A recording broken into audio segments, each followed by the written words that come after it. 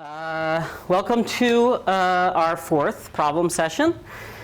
We're going to be talking about binary trees mostly today. We'll talk a little bit about binary heaps, which is a topic we won't cover until next Tuesday, but it will appear in very small ways on your problem set 4, which will be due next Friday. So I'm going to go over a little bit of that material today. But it's mostly concerned, the subject material for today is mostly binary trees, specifically being applied to set data structures and sequence data structures, as Professor Demain talked to you earlier this week. But for now, actually as of yesterday, you've seen all of the data structures that we're going to cover that will implement the set interface and the sequence interface, right? Those nice tables that Professor Demain has been showing you, right? Those are now complete, right? We have some data structures that are really good constant time operations for some operations, so we might choose them for some applications. And this week, we've been describing to you trees which achieve like really pretty good for any type of query operation on my sets or sequences. Pretty good meaning logarithmic time, not quite constant, but for our purposes, log n is, on your computer, practically, right? Not asymptotically, but practically, log n is going to be at most what on your computer? Something like 64, right? Any input that you're operating on with n machine words as your input, right? You need to be able to address all of those machine words, right, in your input. And on your computer, the size of your machine word addresses is 64 bits, right? And we assume that the word size is at least log in the size of your input so that you can address the input, right? Right, so for your purposes on your computer, log n is going to be no more than 64, which means you get maybe a 50 times overhead, or for smaller instances, it could be more like 10, right? If you've got like 1,000 things that you're working on, right? It's not that bad, right? It's a constant. It's not a constant factor for theory purposes, but for your purposes, log n is much better than a polynomial factor, right? Another factor of n. Okay, so you've seen all the code. You've seen implementations of all of these set and sequence interfaces, right? So I went ahead and wrote I compiled all of that code from your recitation notes of all of the different interface implementations.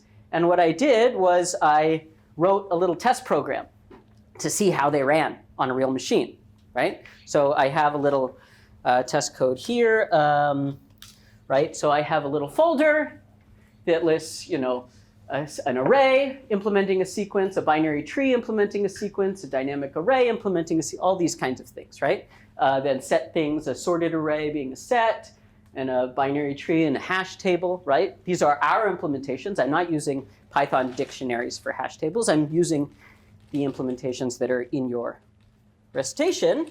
And I'm going to run this little test efficiency Python code that basically is just going to, for each one, it's going to do a bunch of these different operations and measure to see how much time it took, right? I'm just logging how much time it took. It's not an asymptotic analysis, but, hopefully we see some separation, yeah? So I'm going to press that. It runs a bunch of tests, so let's take a look. Okay, so I got a bunch of sequence operations, right? We got build, set at, get at, insert, delete at the various places, right? And I'm giving, these are the actual timings to some scale, right? To some resolution that I had for these data structures. And you can see actually build on this machine, just allocating some array and clearing it is a really efficient thing that Python's going to do for me. And so that's actually, it's mislabeling that as log n, right? But these other things, get at and set at, really, really fast, right? That's constant time. And then these other things, I essentially can't do better than loop through the thing. And so it takes linear time. And again, sequence stuff, setting at and getting at is slow. but deleting and removing from the first thing, I'm just relinking the pointer, right? Dynamic arrays, again, set at, get at is fast because it's just dynamic, it's just regular arrays. And then inserting and deleting last, that's getting me essentially constant time. Now, I'm actually, when I'm running these tests to deal with averages, I'm actually running these things a lot of times and testing their performance. And so I'm not seeing the worst case happen here, right? I'm averaging over all of the things, which is exactly what amortization means. And so that's why I'm getting good performance here. A hash table, again, really, so this is what we talked about in problem session last week, right? Implementing a kind of a double-ended queue with a hash table. This is that implementation. I just want to show it to you, but it's actually pretty good. This is what JavaScript uses for arrays. And then a binary sequence represented as a binary tree, right? A balanced binary tree. This is our AVL code that I had. And you know, all the other things have been really pretty bad at insert at and delete at, but this one does comparable to all the other things. Now you see these are a little bit more, you know, machine cycles than the other things, but you know, not so bad, actually. And then on the set side of things, again, we had a sorted array.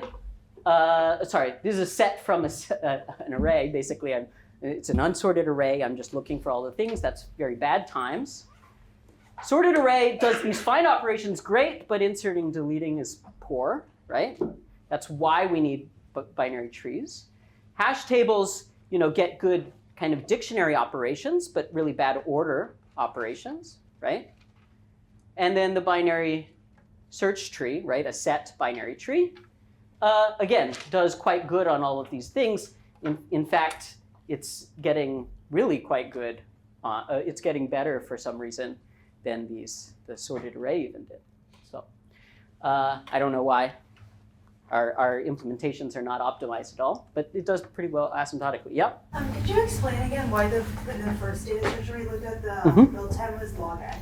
Well, this is just labeled based off the timings, right? Oh. It happens to be that probably there's a C intrinsic underneath Python that allocates this thing, and so it does it really fast. And so my program that's looking at these numbers and trying to guess what the asymptotic running time is, these are just labels based on these things, ranges. It's mischaracterizing. It's actually building it at any time. Yeah, well, I mean, in actuality, if it was C code, right, if all of this stuff was in C, probably we'd see that bar be longer because it's actually having to go through and touch all that memory. It's still doing that here, but all the Python stuff is super crufty, right? It's like 100 times slower than anything that C does. And so you're seeing that disparity here. Does that make sense? Okay, so I just wanted to show you that. We might release this for you to play around with, but just wanted to give you a taste of that. Okay, any questions before we move on? How do I turn this off?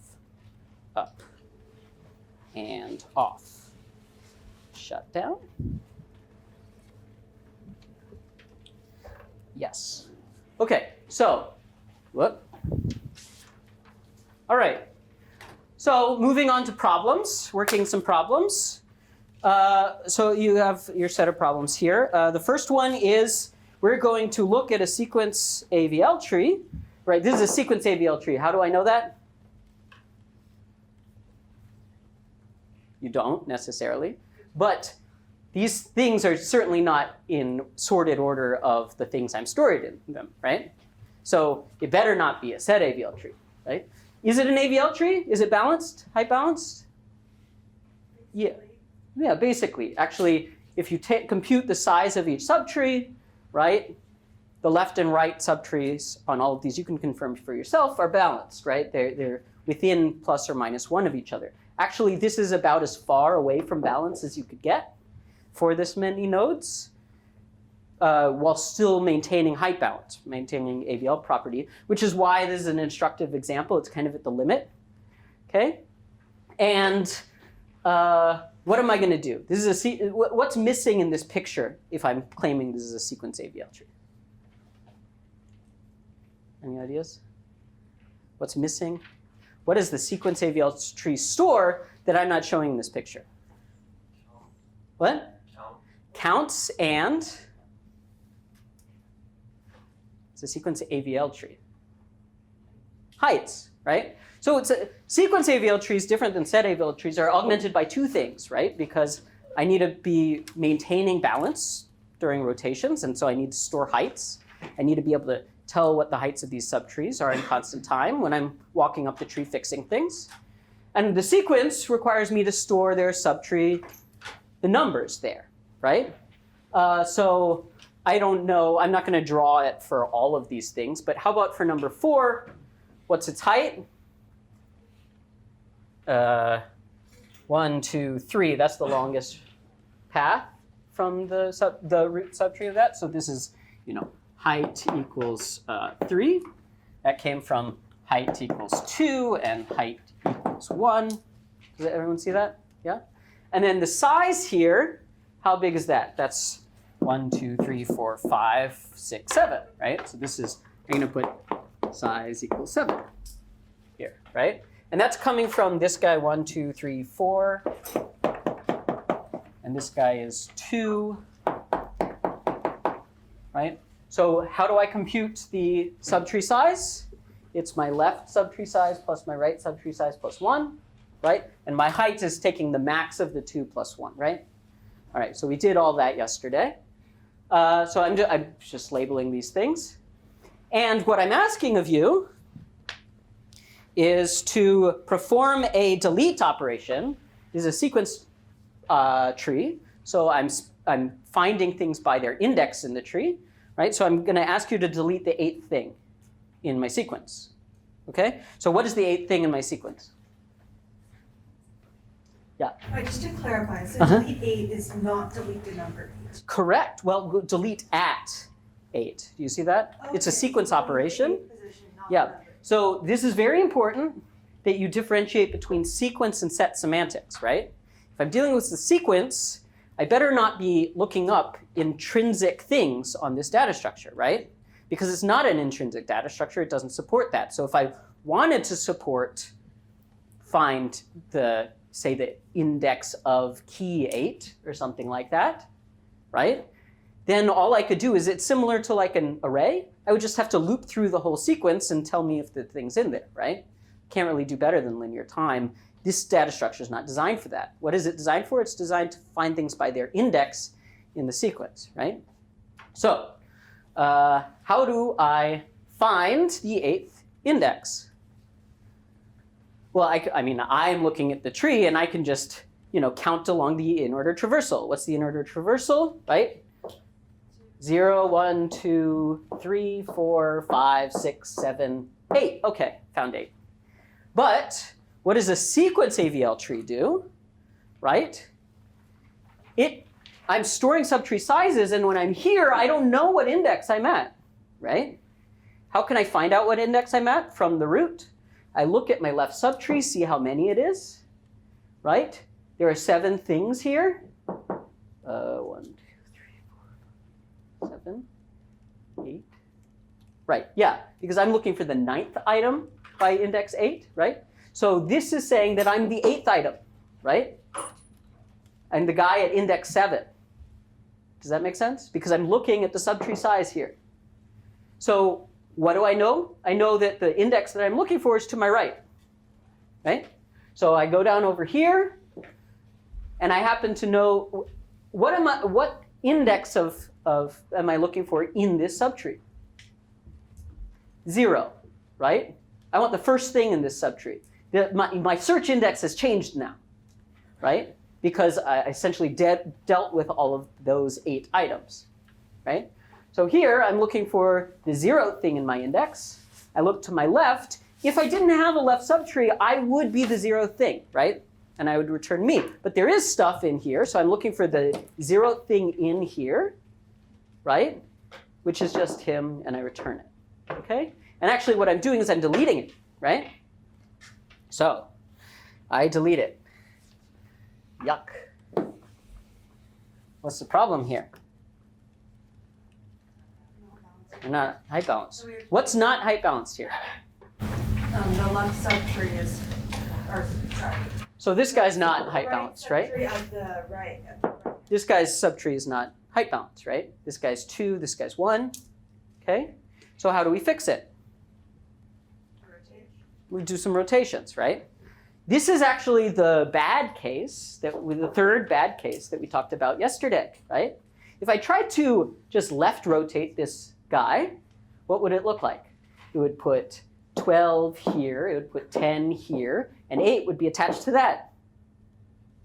No, it's height balance wrong in the other direction, right? That's no good, right? So the way to handle this case where I am badly skewed to the right, but my right subtree is skewed to the left, I have to do a rotation here, right rotation, and then do a rotation. So that's the formula, okay? So here we first do a right rotation at 10, okay? Which gives me something that looks like 8, 10, okay? Well, obviously this is not better than what was before, but it's an intermediate step so that we can fix it, right? We right rotate here, and then we left rotate here, right? The default is that we would left rotate here, but because this had the skew in the wrong direction, I need to right rotate this one first, and then we can do it. So now I rotate all of these guys over, right? And put 12 down here, 8 here, 10 here. Done. Everyone see that that's what a rotation looks like? Okay, it takes a little while to get your mind wrapped around what the transformation is, but hopefully you guys all followed that transformation. There was a little magic while I was trying to draw. Yeah? I still don't feel like this tree is height balanced. It's not. Good observation. Why is that? This thing still has height 3. What is the height of this thing? 1, right? This is height 1. And actually, when I was doing that rotation, I needed to update all these augmentations, right? Which augmentations did I really need to, which subtrees have changed during those things? I don't remember what the thing looked like. What did the thing look like? 10 had 8 in its subtree, so its subtree definitely changed, right? 8 subtree changed. All of it changed. 12 didn't change. Eventually. It used to have 10 and 8. Mm-hmm. And now it has 9. Okay, so there's the case analysis that's in your lecture notes and was done in recitation, right? It tells you that these A, B, C, D kind of subtrees, right? The ones that could change in these things, those subtrees don't change. The only subtrees that change during one of these fix operations, when you do 1 or 2 rotations, is either 2 nodes or 3 nodes whose subtree has changed. Here, it could have been the case that 3 subtrees have changed, right? But in the easy case, only 2 nodes, X and Y, I think, in the nodes could have changed. And so when I do that, I have to recompute their augmentations from their augmentations of their children, but it's only a constant number of those, so I just recompute them because the subtrees below me haven't changed, right?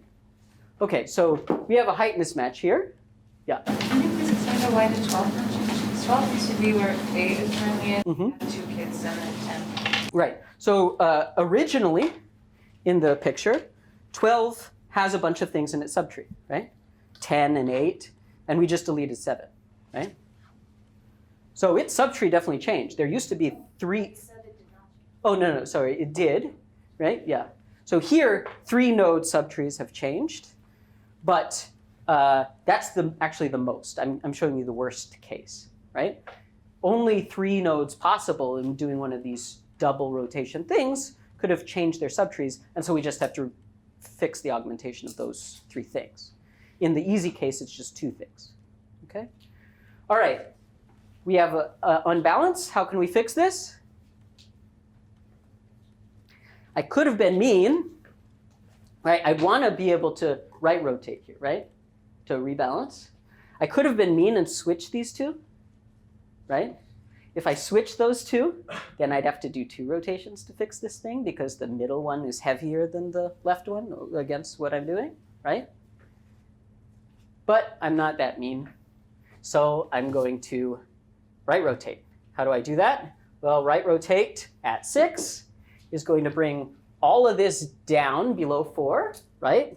And stick this subtree as the left child of 6. Does that make sense? Yuck, that's going to be fun to draw. I'm just going to redraw it.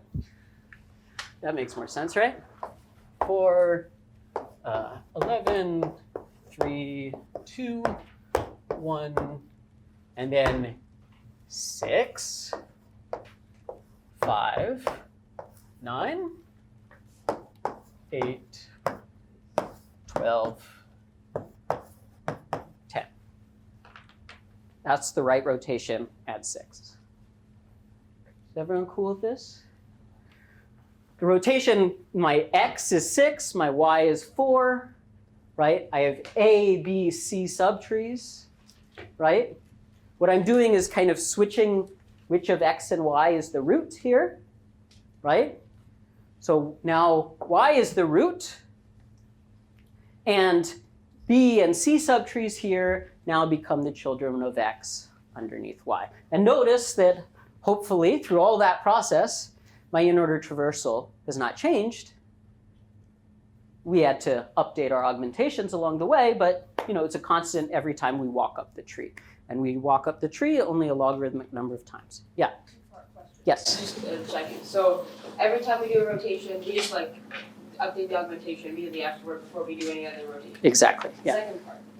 Updating the augmentation just means like updating like the count and the height, just the properties that stay. Yeah, basically what we did, we defined, when we augmented, Professor Demain yesterday defined for you what a subtree property is, right? It meant a property that I can compute only by looking at my children, the augmentations of my children, recursively, right? So here, instead of trying to increment or try to think about locally what this augmentation should be, I'm going to throw away my old augmentation and just recompute it from my children, because those recursively better be correct. Does that make sense? Yeah. So just looking at how the rotation works, right? I'm having a little bit of trouble wrapping my head around. So basically, you're swapping 4 and 6, and that way 4 becomes the parent node, and 6 becomes the right node. I'm going to draw this picture. It's just something you got to memorize. This is X, B, C, and A. Can you see that picture? Okay. What? Yeah, it's in your notes. It's not a big deal, right? But if you've got this structure where X has a left child, right? And these subtrees may be empty or not, doesn't really matter. What I can do is I can move from here to there, has the same in-order traversal order, right? But it's got a different shape. And in particular, subtree heights have changed, which means it can help us rebalance the tree. And that's the whole point of AVL. Does that make sense?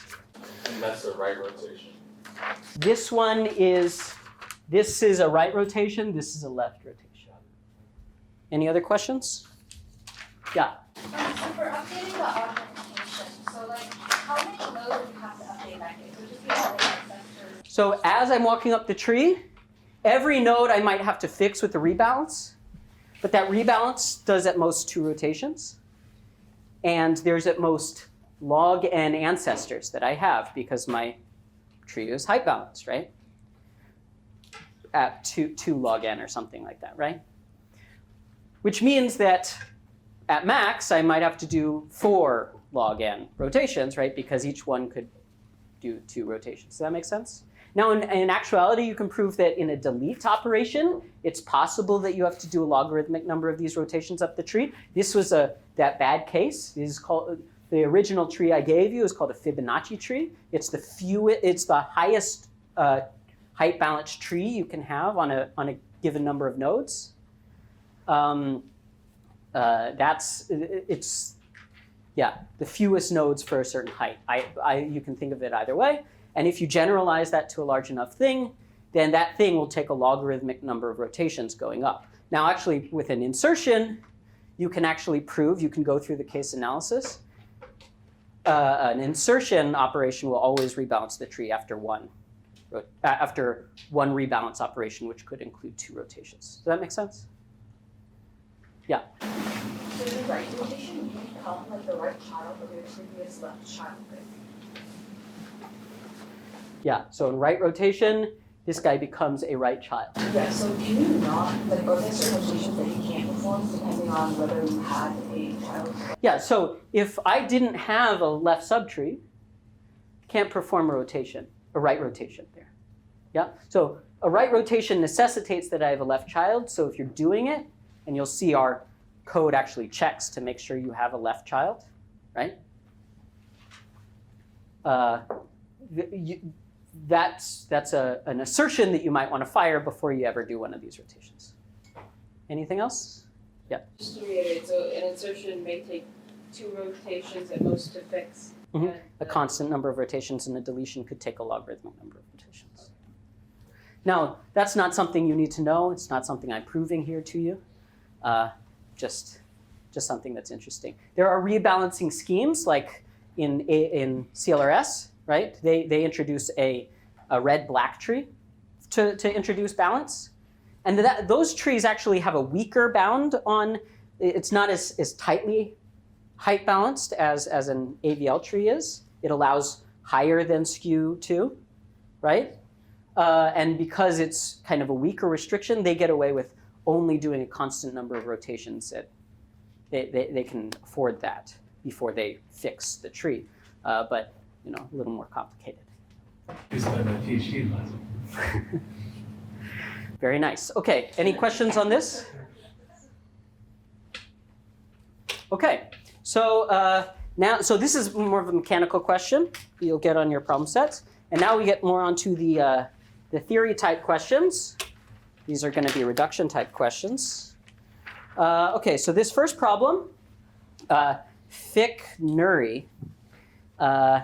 This is anyone? Nick Fury, right? So it's an Avengers reference. So basically what happens in this thing, he's got a list of superheroes that each have an opinion on whether they should go fight Thanos. Okay? And their opinion can be strongly positive or strongly negative. And so what Fick is trying to do is find from among his Revengers what the log n most extreme opinion Revengers are, so that he can talk to them. Right? He doesn't want to talk to everybody. He wants to talk to a logarithmic number of them. Okay? It's kind of whatever. All right. So basically, we have a classified situation where you're given as a read-only input data store of these things in an array, okay?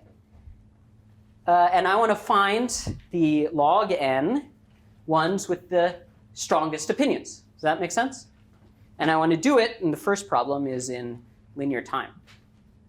Okay? So you actually don't know how to do this yet.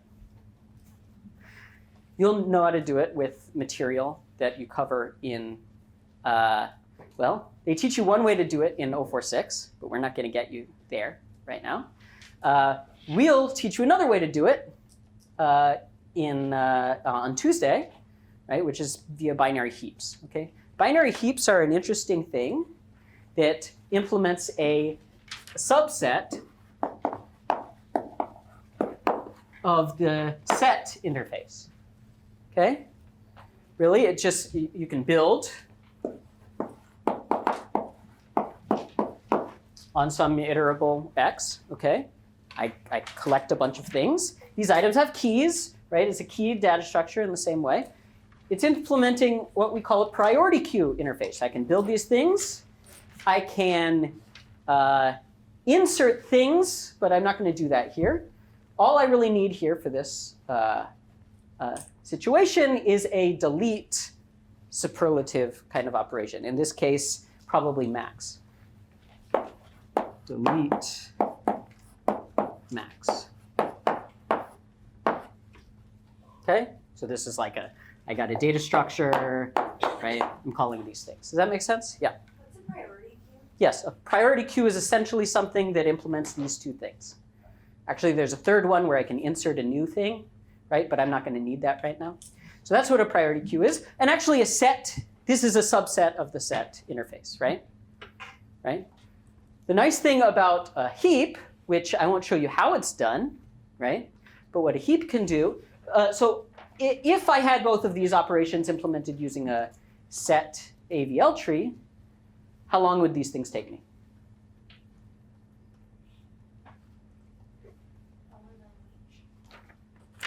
How long does it take to build a set AVL tree? N log n, right? Because essentially, I'm getting a sorted order out of this thing, right? If I'm inserting these things one at a time, right? Or I could sort them and then put them in a tree in linear time, like you saw a couple days ago, right, in recitation.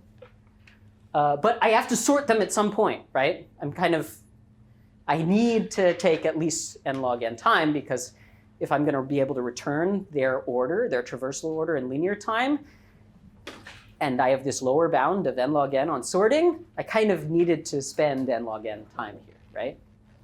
And how long would this delete max take? It's sorted so log. Log n, right? So it's a set AVL tree. Where is my max? It's the rightmost thing. I can just walk down the thing, take it off. Maybe I have to rebalance. But that's a log n operation, right? It's the same as like insert last in my subtree, right? So for a set AVL tree, this is n log n, this is log n, right? Now, there's another data structure that does better for one of these operations, and the same for the other one that we've learned earlier. Anyone remember? Set AVL tree didn't actually give us anything over a sorted array in a dynamic array, okay? So what that did, right, was we could sort it in n log n time using merge sort or something like that. And then we could just pop off the last one n times, right? That would be an amortized, if I didn't care about taking up that size, I could do it in worst case constant time. I just read off the last one. I don't need to resize the array ever, right? I can just ignore that. Does that make sense? Okay, but that's, okay. If I had a data structure that implemented these two operations, can someone tell me an algorithm to generate fixed list? Don't worry about running time right now, but that just uses these two operations. Yeah. So we built this data structure. It's ordered from least to greatest for absolute value. So don't worry about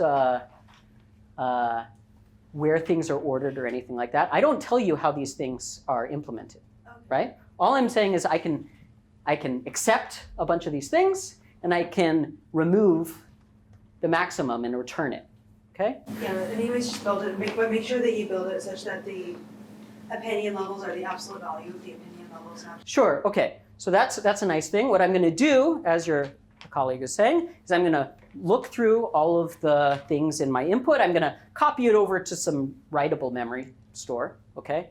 Right? That read-only thing is not relevant to this part of the problem, right? What I'm going to do is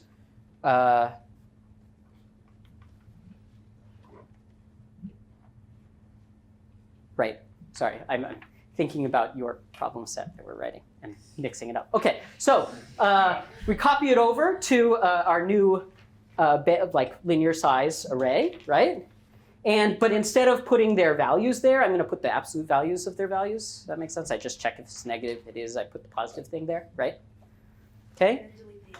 And then I stick that array in this build, right? I put that there, right? So that'll take some, whatever this build time is.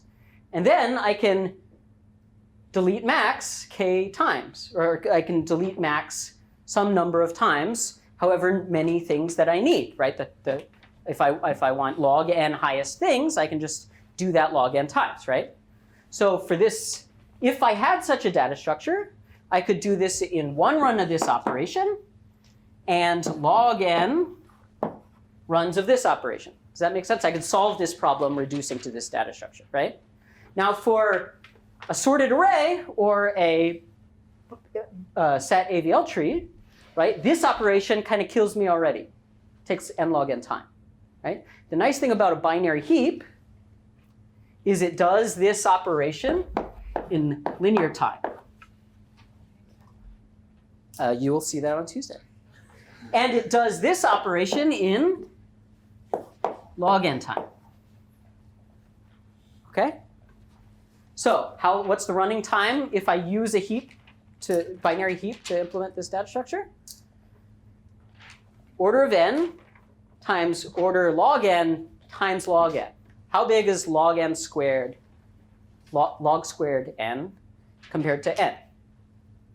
It's smaller, right?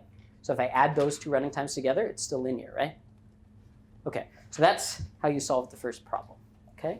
I didn't have to tell you what a binary heap was or how it did what it did. All I needed to tell you was that it did this operation in linear time and it did this operation in log n time, okay? Yeah? All right. The magic will be shown to you on Tuesday. Okay. Part B says, now suppose fixed computer is only allowed to write to at most log n space. Well, okay, that's a problem here, right? Because before we copied over the entire array, filtered it out, right? And then did some operations, but we couldn't even afford this if we couldn't store the whole thing externally in writable memory, right? Okay, so we can't do that. So in some sense, this is a more restrictive environment, right? I can do less things than I could. It's less powerful than my previous situation where I had as much space as I wanted to use, right? So it kind of makes sense that I maybe couldn't get the running time bound that we had before, right? Maybe I have to sacrifice something because I'm in a more restrictive computational setting, right? Okay. Now, this is something you could solve with binary heaps, but you don't have to. You could solve it with set AVL trees. Does anyone have an idea of how you could solve this using a set AVL tree? I'm limited by my number of my space is at most log n. Yeah. Right, so how much space does a set AVL tree take? Right, space, right? There's constant number of pointers for each one of these nodes, right? And I'm storing in nodes and space, right? Basically, every data structure we've shown you takes space the order of the things that we're storing, right? It's not using additional space. It might take more time to do certain things, but the space is, takes the number of items that we're storing plus maybe a constant factor, right? Right. So I'm going to draw my input here, which I can only read. I can't write. Do I give it a? I'm just going to call it A. Okay. So this is my list of all the Revenger opinions. Okay. I can only read it. But my computer can only write to this logarithmic amount of space.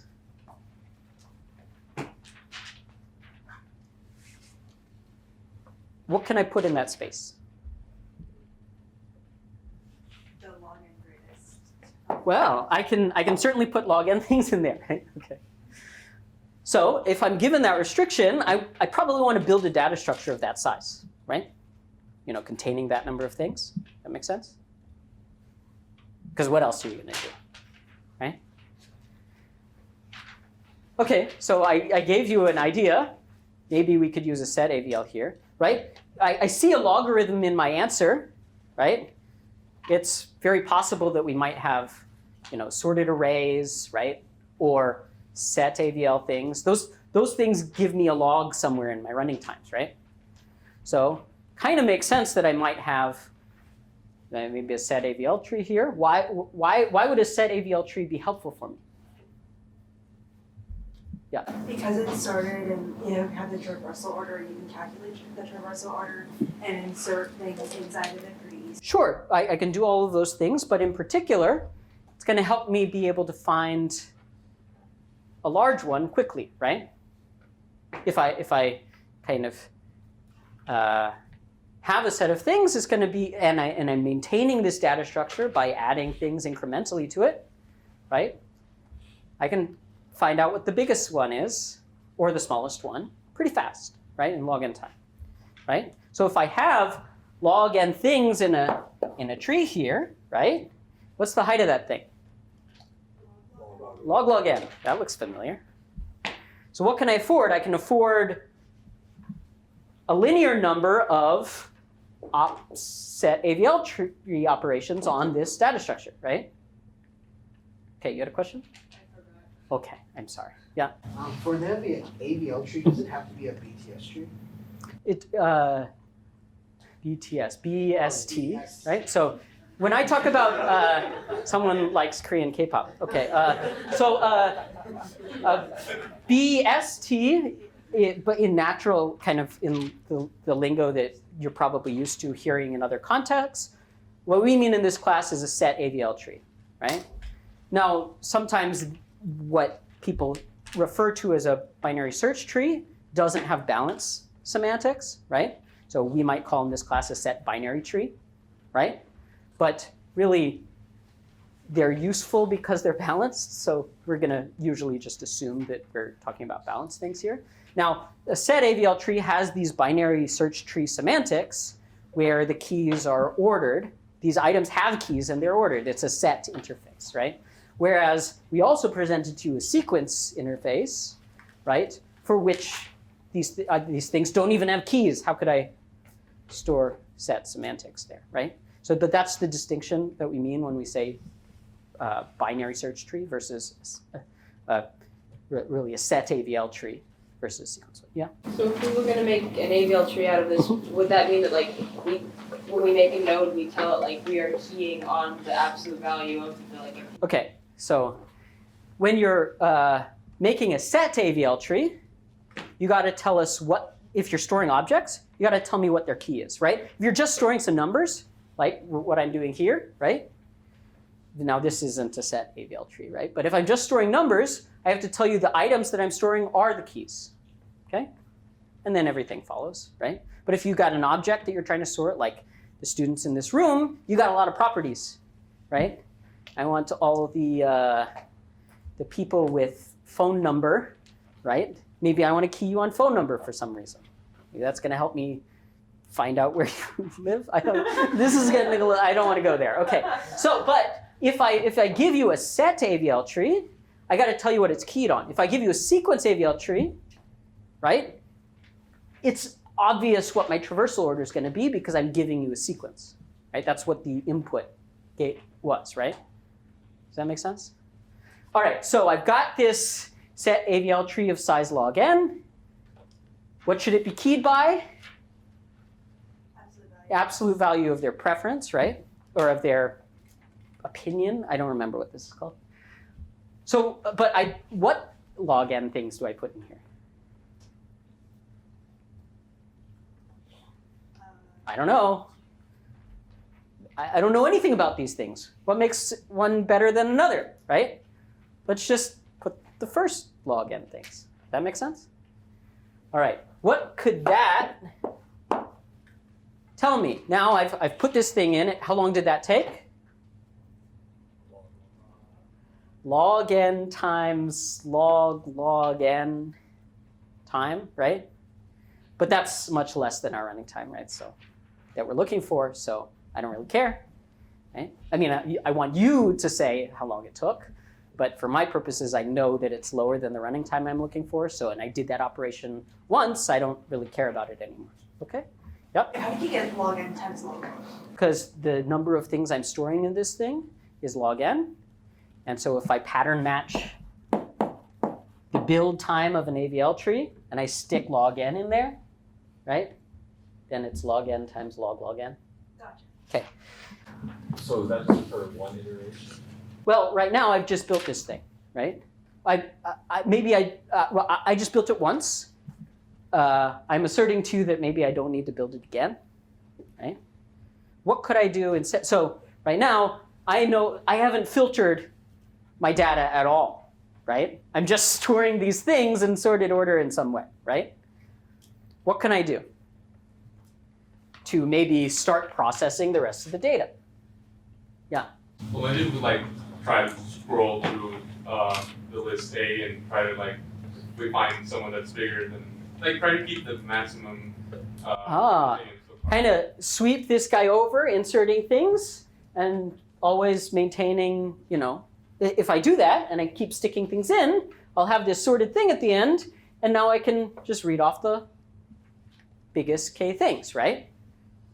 However, as I'm inserting things across here, my thing's growing. Well, just delete the smallest. Oh, delete the smallest one. I like that idea, right? Just basically replace it. Yeah, basically replace it, right? So what I'm going to do, here's a proposal.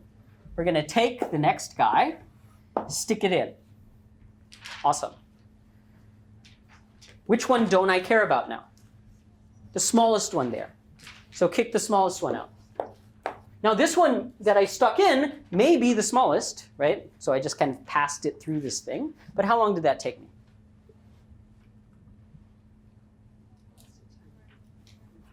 Took me the height of this tree. What's the height of this tree? Log n, right? So I put one in, I pop one out. That's the smallest, right? And I keep doing that all the way down the thing. How long did that take me? About time to get through the rest of it. So then times log. Yeah, I'm processing n minus log n things, which is basically n, right? And each one of those operations took me height of the tree time. So that gives me the running time that we're looking for, n log n. Yeah. It's like reminiscent of like a sliding window technique. Yeah, it's a kind of a sliding window technique. You may have been using one recently. Okay, everyone okay with this?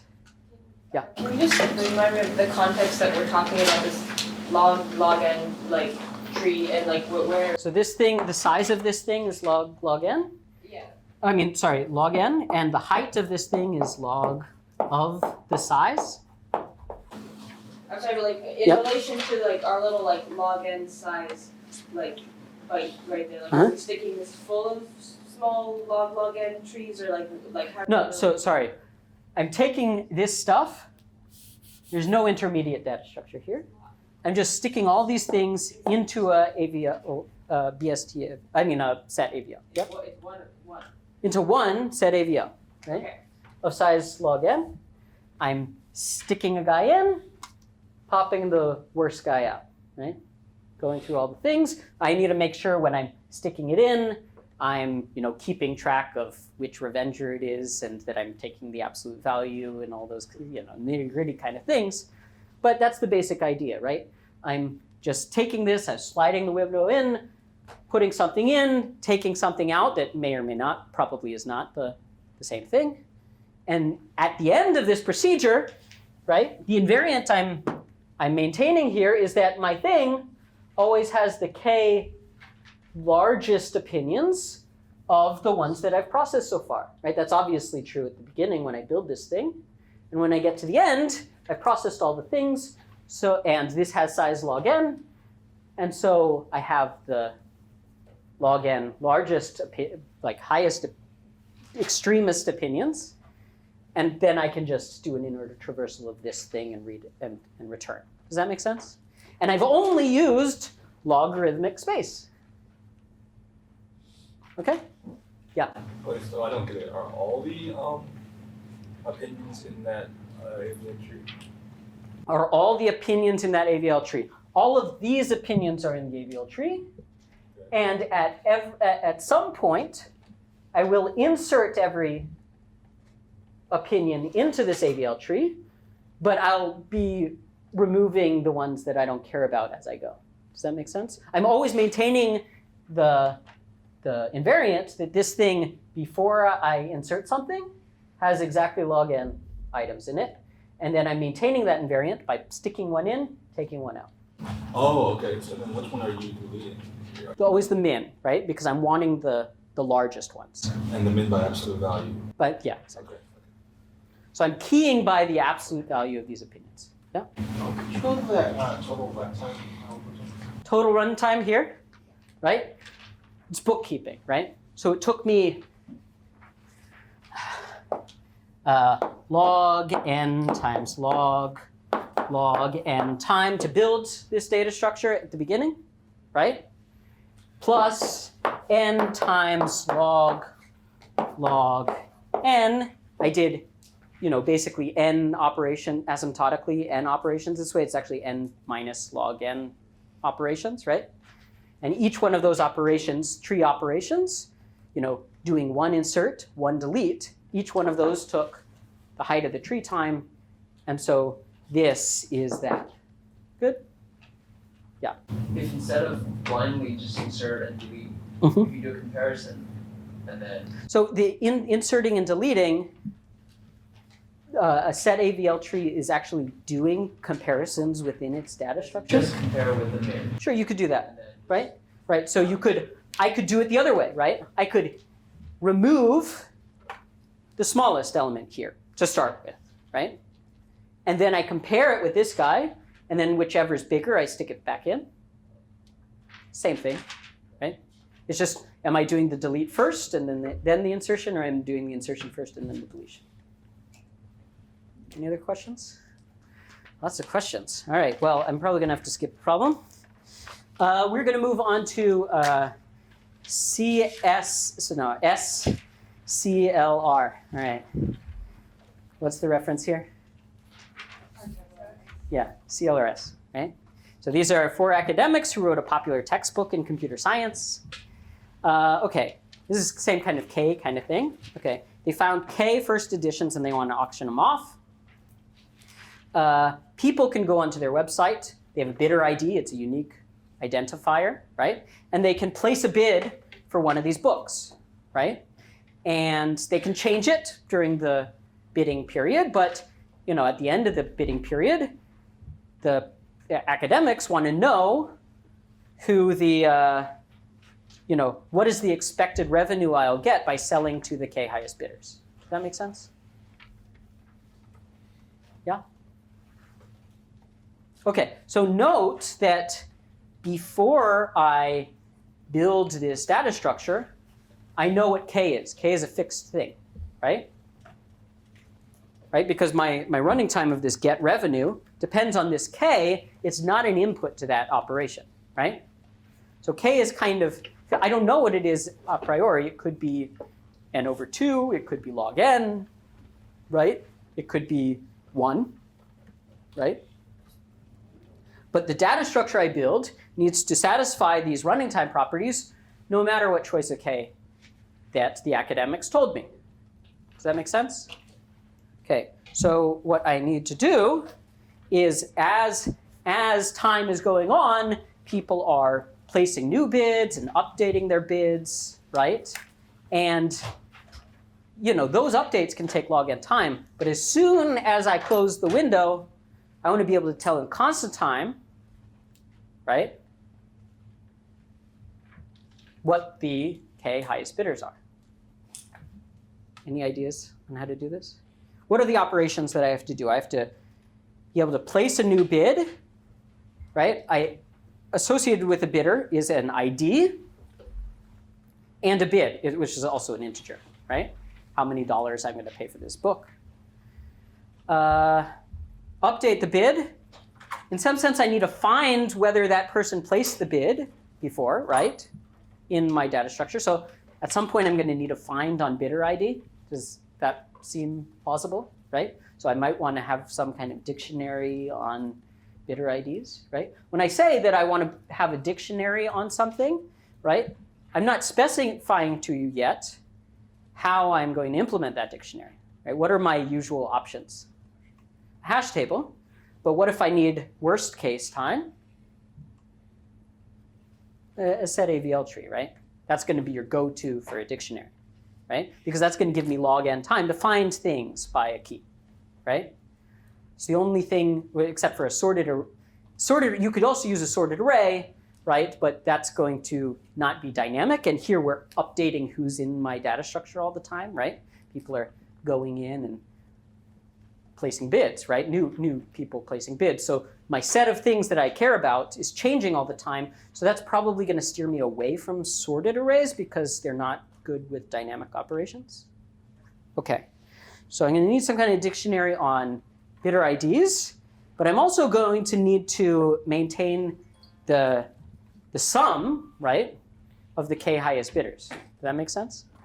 Right? And so in some sense, I need to keep track of an ordered notion of the bidders, right? The bids that are in my data structure. Does that make sense? Right? So order is going to be important on the bids. I'm going to need a lookup on bidder ID. And that's about it, right? Okay, yeah? Just checking, so something that's worst case, runs at worst case time, runs in expected that same amount of time, but not Yep. vice versa. Yes, correct.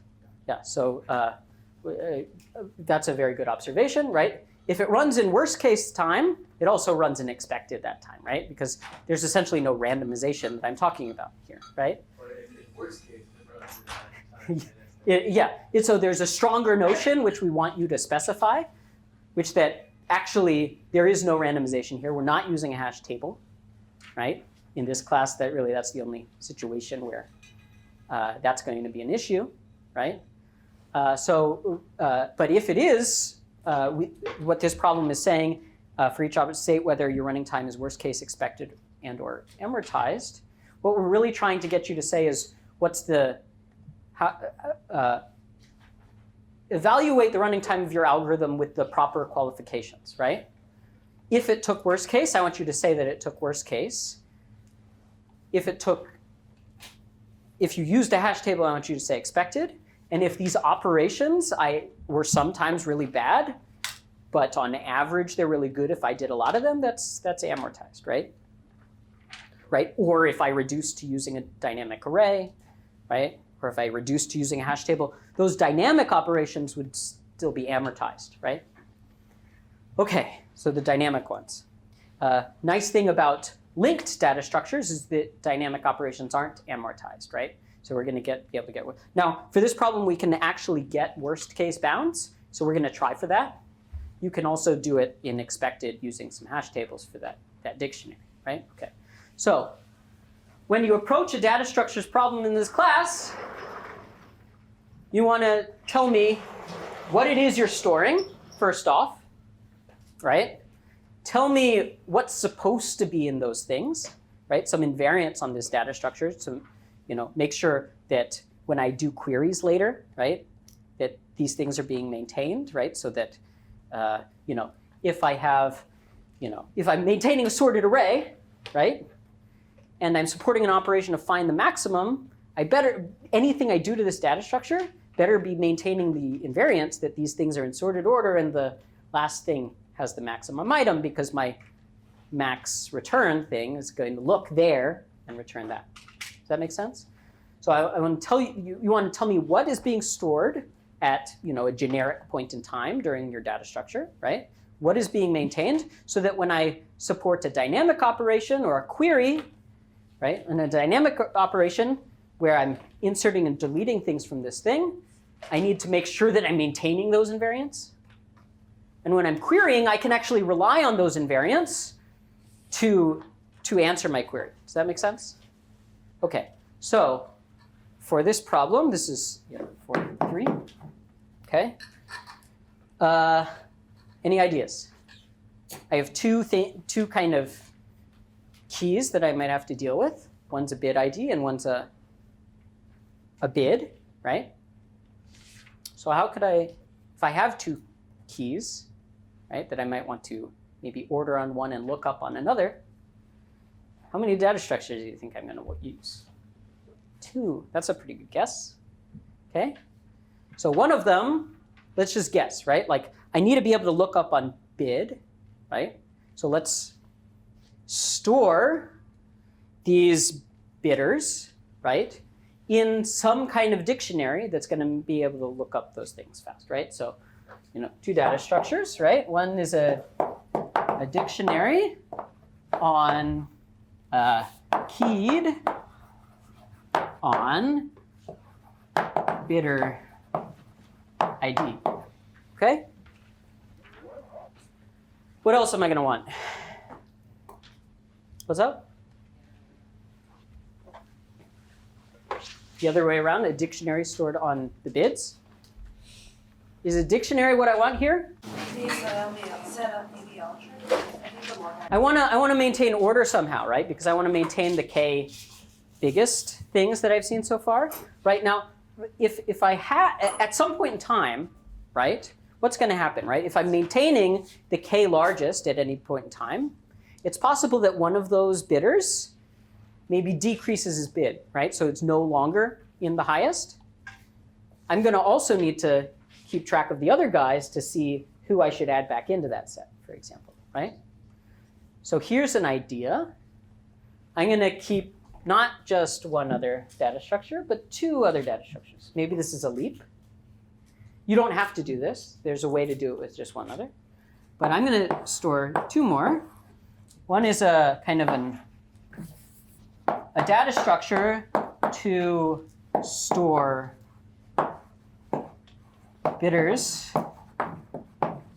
with store the k highest bidders,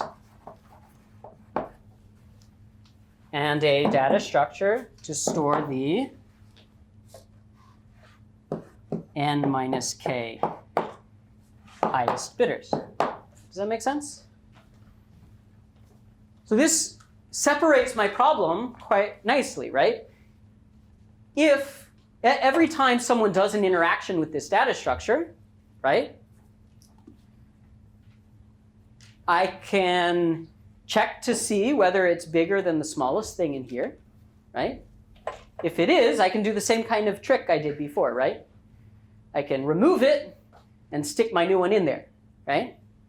And but I removed it, I have to maintain this property, right?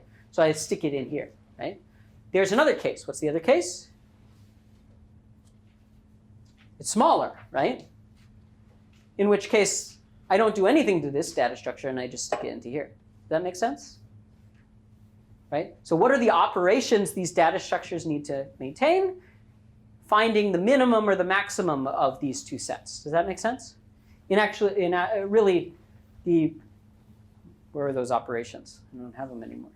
But they were the priority queue operations.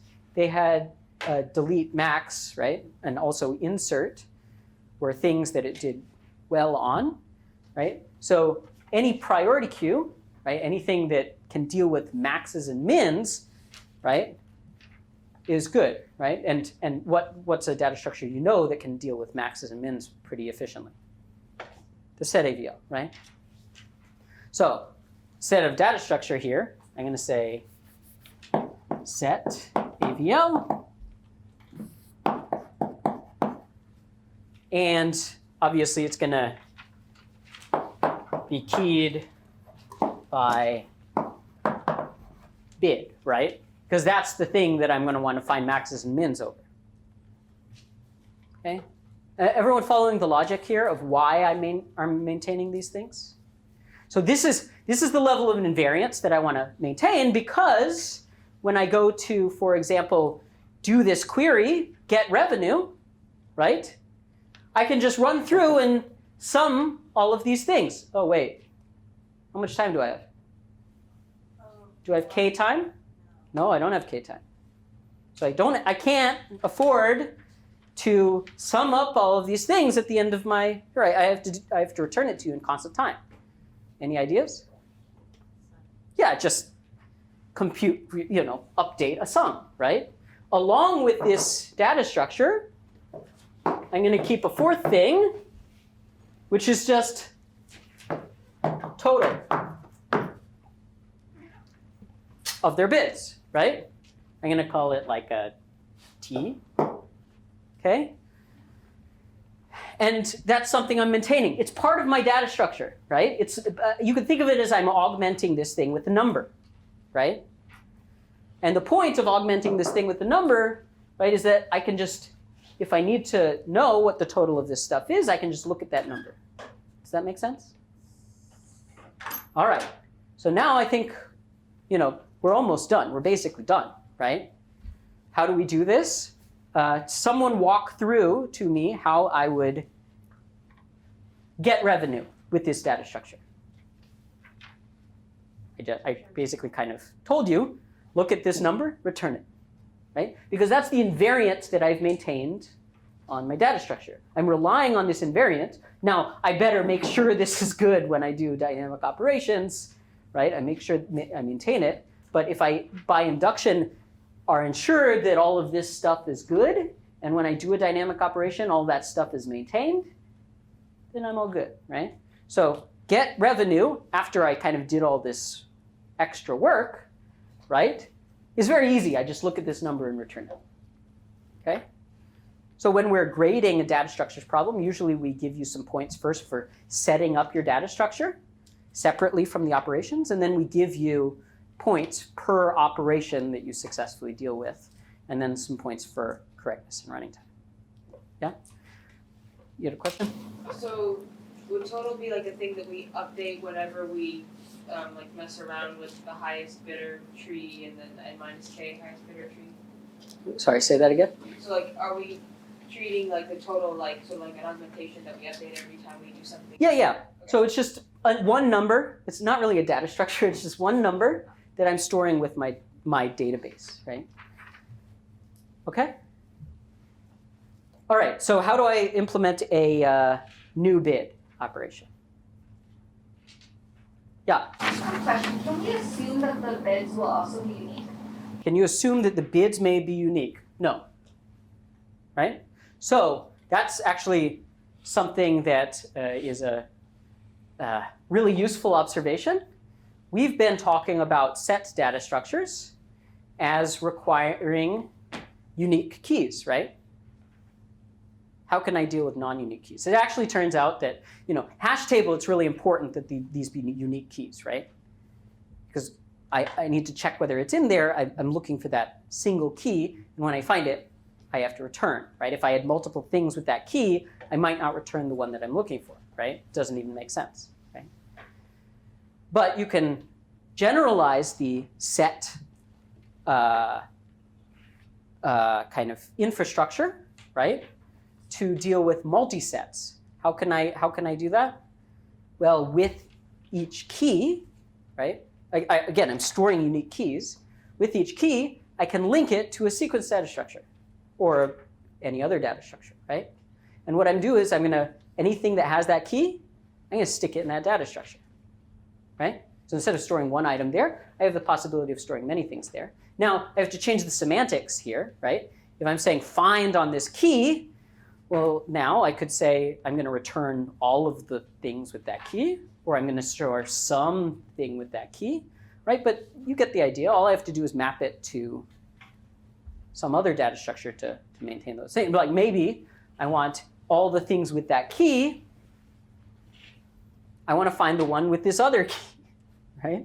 So maybe I link to a set data structure that can search on other things, right? But the idea here is we maintain this uniqueness key property, right? I have to relax my semantics so that I'm storing multiple things at that key location.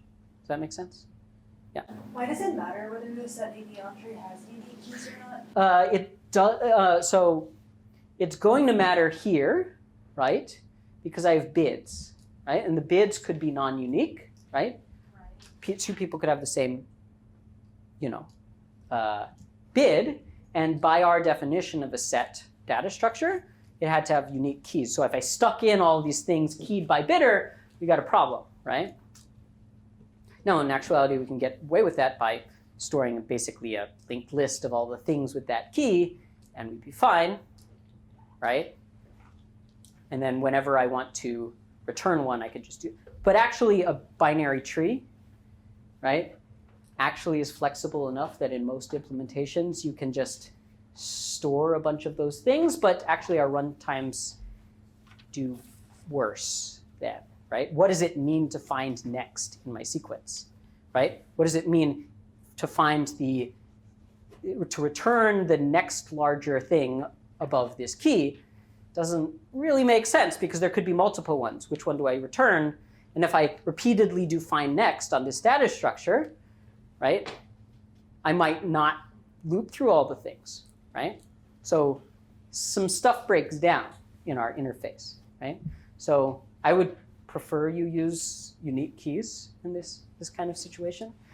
Next Tuesday, I think with binary heaps will deal with non-unique keys. That's fine. But if you're going to use non-unique keys in here, you just got to be a little bit careful about the semantics. Okay? Yeah? But in that case, if multiple of the same key are stored in a linked list, how would you argue runtime for like finding something? So you get the same running time. You have to change the semantics on what you mean by find something, right? I just want to return anything with this key, right? What if everything has the same key? Then it takes constant time. I just return the first thing. These are special cases that, you have to think about, right? I don't like thinking about them, right? So I just like having unique keys. And if I want a situation where I have non-unique keys, I'm going to basically put collisions at that key into a new data structure, right? It's just easier for me to separate out in my head on what's happening. Because all of the running times that we proposed, very strong definitions for unique key. When you're dealing with a multiset, it's a little bit more problematic. Any other questions? We really need to kind of move on here, right? Dictionary keyed on bidder. We still haven't implemented any dynamic operations. New bid, what do? What am I going to need for my update? I'm going to be able to need to essentially find in each of these data structures where that bidder is, right? And if I just have a thing keyed on their bid, right, the interface doesn't tell me what their old bid was. It just tells me what their bidder ID is, right? So if I just had their bidder ID and their new bid, how the heck am I going to find out which of these data or where in these data structures they are, right? What I can do is I can store in this dictionary, which I can look up in some amount of time, right? A pointer to where it exists in these things. Does that make sense? This is called cross-linking. You may have done that a little bit in problem set 2 or something like that. Yeah? Are we storing a pointer to a specific bidder? Yeah, exactly, right? So the invariant we have is that all of the bidders we've processed so far exist in these data structures, right? In one of these data structures. And because we've used a set AVL tree, right? In particular, it exists in a node of one of these data structures, right? What we can do is, in this thing, maintain pointers, right? Mapping each of the bidder IDs to their location in these data structures. And why is that going to be a useful thing, right? Say I map this dictionary, right? What could I use for this dictionary to get the running time we're looking for? I could use a hash table or a set AVL, right? If it's set AVL, I'm going to get logarithmic time, worst case. With a hash table, I'm going to get constant time, but it's expected, right? So it could be linear time in the worst case, right? So we're going to use a set AVL tree, right? Because that's what we do right now. And that's going to give us worst case, okay? So what I'm going to do is, for each one of these things, I'm going to store that pointer. So what I'm going to do is, first, I'm going to do that operation we had. If I'm adding a new bidder, right, I'm going to take the D and B, right, these two values, that object, that bidder object or whatever. I'm going to look at the smallest thing in this data structure, right, see if its bid is bigger than the thing I'm inserting, right? If it is, then I'm not going to touch this data structure. I'm just going to insert it in here. And now, after I insert it in here, I know exactly where it is in the data structure. I just inserted it, right? Right? So now, holding that in my hand, the node, right, I can go and insert that bidder into here, right, by bid ID, right? Which is also going to take logarithmic time. And now I can store with that node my pointer to this data structure. Does that make sense? And in the other case, I kind of do the same thing, right? If it's bigger than the smallest thing here, I pop that smaller thing out, stick it in there, and I stick my new guy in here, cross-linking each of those pointers along the way. Does that make sense? Hopefully. Kind of, okay. Yeah. And for update, very similar, right? If I want to update a certain bidder, I look in this data structure, find the bidder, traverse that pointer to wherever it is in one of these AVL trees, right? If it's in this one, I just remove it from the tree, right? Or I remove it from the tree and then I reinsert, right, with whatever the new bid is, right? And if it's in this one, again, I remove it from the tree, reinsert in whichever these things is, and then I might have to, swap a constant number of things back and forth here to maintain that this has the k highest, right? And when I do those dynamic operations, I'm always removing some constant number of nodes in each of these trees and adding back in a constant number of things. And while I do that, I just make sure to update this total as I go, right? This total was the sum of all of the bids in here. And if I insert a new bid in here, I have to add to that total. And if I remove one, I have to remove from that total. But again, it's a constant number of things I'm moving in and out of these data structures. And so I can update this in constant time. Does that make sense? Now, the lookup here and the insertion and deletion into here, those each took logarithmic time, worst case. But I did a constant number of them. So again, logarithmic time. Does that make sense? That's essentially this problem. It's difficult, right? There's a lot of moving parts here, right? But if you just break it up into describe to me you really do a good job on this part, describe well to me what your data structure has, then those descriptions of those algorithms can be pretty brief, actually, right? So, in this one, you tell me these three data structures, you tell me this guy's mapping to its location in these things, I'm maintaining this guy, right?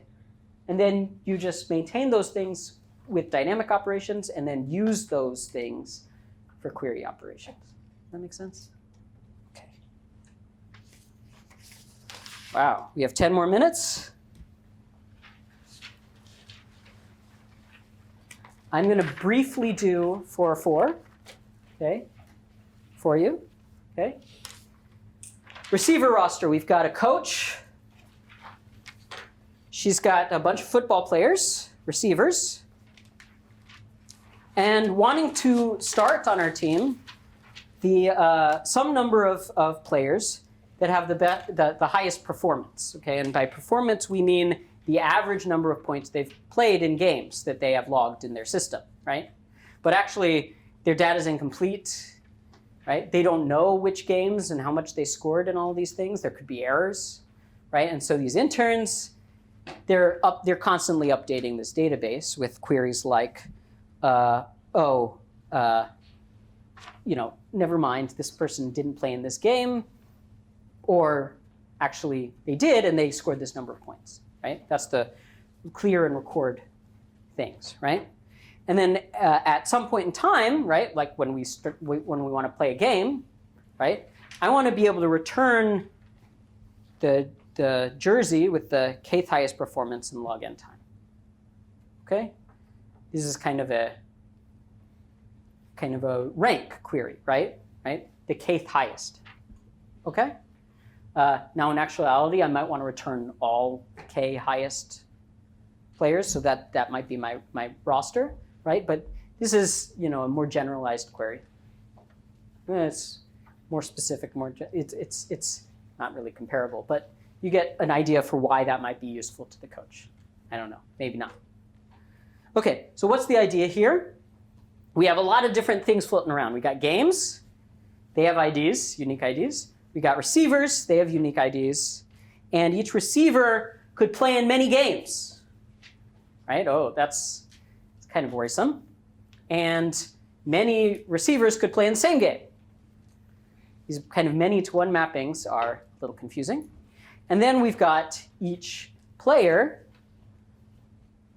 receiver, having a certain number of points per game, and we're trying to sort them kind of by their performance, which is a rational number, right? Which has to do with the number of games they've played and the total number of points, right? Now, I see rational number, I can't compute that, right? That's what we were talking about last problem session, right? But what I can do is I could store the total number of games they played and the total number of points they had, right? And you could imagine by augmentation similar to this, right? Every time I add a game, right, one of these small operations, I can update that information for each player, right? Right? If one of these dynamic operations is affecting only one receiver, I can, update whatever it is in constant time, probably, right? If I just store with the player what their total number of games is, as recorded by the database, and how many points they've scored. Then, if I have a data structure that needs to sort the receivers by their performance, so I might be able to find the kth one, right? The kth largest, then I can't compute that performance, but what can I do? I can compare two players based on their performance using cross multiplication, right? Right? Because I have the numerator and denominator of each of these rationals, and I can cross multiply and figure out whether one's bigger or smaller. And as long as I have a comparator, I can do set AVL stuff. Does that make sense?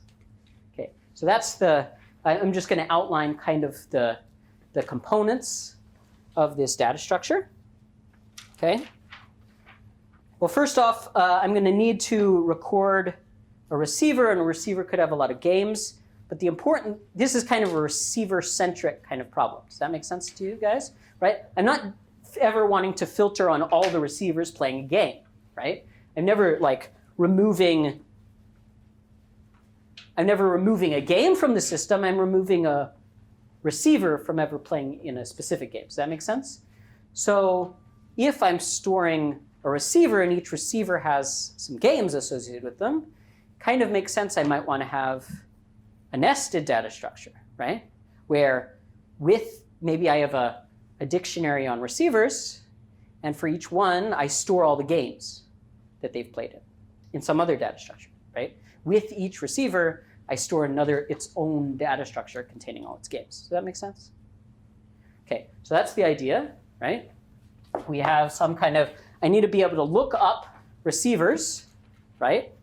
Because I'm clearing them or I'm recording them, right? So I'm going to have a dictionary, or here I'm looking for worst case log n time. So I'm going to skip the dictionary abstraction and go straight for the set AVL. AVL keyed on receivers, I before C, E except after C. It is I, EI? Okay. That rule never works. Okay. Set AVL tree on receivers, and each one of those nodes, right, with each one of those receivers, I'm going to store a set AVL on games. Okay? Why do I store a set AVL on games? Why don't I just store a list of all the games? Because if I want to remove this game from a receiver, I need to do that in log n time. And here what we're saying is that n is the number of games, but that the number of receivers on the team is always less than the number of games. So, right? If I search in this AVL tree and I search in its AVL tree, I can be assured that those two searches was only log n time. Yeah? Because I need to remove a game, right? So there you go. Then, what am I doing? I'm returning the kth highest performance. Well, with each one of these guys, I also store, what was this augmentation? The sum of the points stored in these games, right? Sum of points. And what was it? Number games. Because if I store both of those things in constant time, I'm going to be able to compute their performance, right? Or I'm going to be able to have the data I need to compare performances. Yeah. You just store them as like variables. Yeah, it is. It's just numbers, right? These aren't data structures. This is data structure. These are just numbers. Okay? And I'm storing that with each receiver, right? But that's not going to help me find the kth highest player, right? None of these things are sorted by performance, right? So I need a last data structure.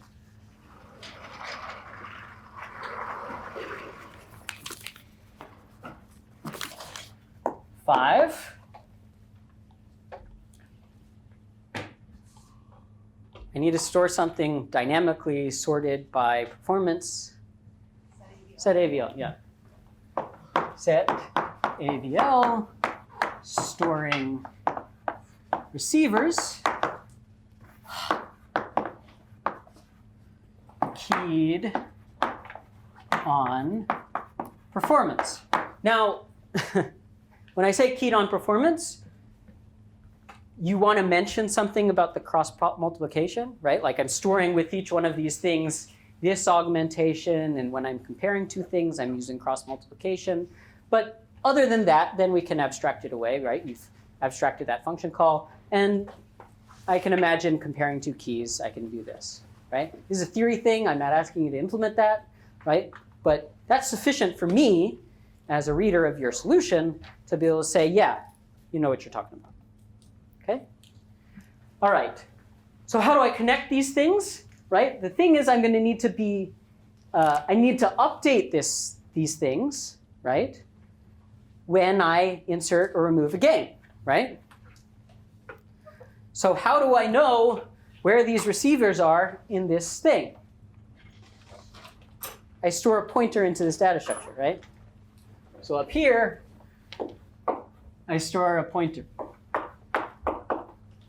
right? To where it is in the data structure, right? Again, I'm storing all the receivers. This has the same size as the number one data structure up there, has the same number of receivers, right? But we're not quite done yet. Because I'm not wanting to know like who has the best performance, right? I want to know who has the kth best performance. Ugh. How do I find the kth best thing in this tree, right? I've got a tree, right? Set AVL tree, it's mapped on performance, right? I know where the last one is, but if I want to find the kth one from the end, how do I do that? It's an AVL tree. A set AVL tree, all I'm storing is heights. Is there an operation that you've thought about? You're not storing the size of each. Ah, a set AVL tree by default does not store sizes, right? That's what a sequence does. But you think maybe that would be helpful in this situation, right? Yeah, so actually, if I decided to augment by sizes also, I could do the exact same kind of sequence find at operation, right? And I could be able to look up the n minus kth item, right, in here, using the exact same function for subtree at that I had in the sequence AVL tree stuff, right? So actually, in CLRS, they don't even bother with sequence AVL trees, right? They go straight to, if I wanted this rank find functionality on a sorted order of things, right, then I could augment with subtree sizes, right? But it's actually a much more useful general property, so we decided to present it to you in the context of sequence AVL trees, because then I can just basically reduce to it when I get to here. Okay, so that's kind of a structure of a data structure that will work on this problem. I leave it to you as an exercise to implement all of these operations for yourself or take a look at the solutions. The last one is going to be put online, the solution. It's pretty complicated. It's what's called, you can think of the size augmentation finding rank as a one-sided range query. It's basically how many things are to the right of this value, right? What the last problem does is walks you through a two-sided range query, right? Where I want to know how many nodes are between these two values, okay? So it's a walkthrough. All right, thanks guys.